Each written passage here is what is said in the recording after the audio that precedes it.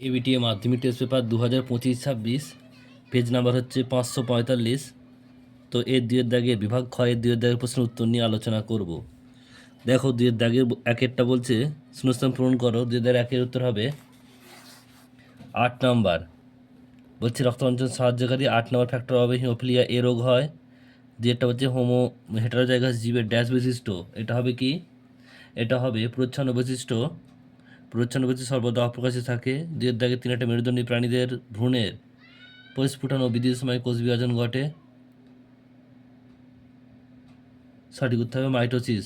Next প্রশ্ন, দুয়ের দাগে 4টা বলছে স্থানীয় জীববৈচিত্র্যের ক্ষতি করে এমন একটি বহিরাগত প্রজাতির নাম হলো, এটা হবে পার্থেনিয়াম। দুয়ের দাগের 5টা বলছে স্নায়ু স্পন্দন একমুখী প্রবাহের জন্য ড্যাশকে শারীরবৃত্তীয় ভাল্ব বলে, এটা হবে সাইন্যাপস। দুয়ের দাগের 6টা পর্ণকাণ্ড গ্রন্থিকাণ্ড ঝুমকোলতার আকর্ষণ হলো ড্যাশ বিবর্তনের লক্ষ্য অপসারী। এরপর হচ্ছে দেখো ঠিক ভুল। 7এরটা ভুল, 8এরটা ভুল, 9 ঠিক, 10 ঠিক, 11 ভুল, 12 ঠিক। স্তম্ভ মেলাতে হবে। 13টা হবে সি, 14টা হবে জি, 15টা হবে ই, 16টা হবে বি, 17টা হবে এফ, 18টা হবে ডি।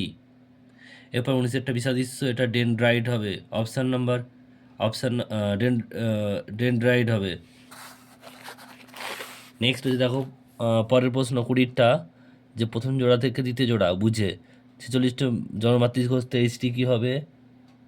উত্তর হবে পুংগ্যামেট। নেক্সট প্রশ্ন 21এর প্রশ্ন বলছে যে সিওপিডি এর পুরো নাম কি? Chronic obstructive pulmonary disease. 22এরটা হবে স্নায়ুকোষ। 23এরটা বলছে 23এরটা উত্তর হবে ওপারিন ও হ্যালডেন। আচ্ছা 24এরটা হবে মিউসিলেজ। 25এরটা হবে আবাসস্থল ধ্বংস। আর 26এরটা উত্তর হবে জিনোটাইপ। জীবের জিনোটাইপ জীবের ফিনোটাইপ নির্ধারণ করে, আর ফিনোটাইপ হলো জিনোটাইপের বাহ্যিক প্রকাশ।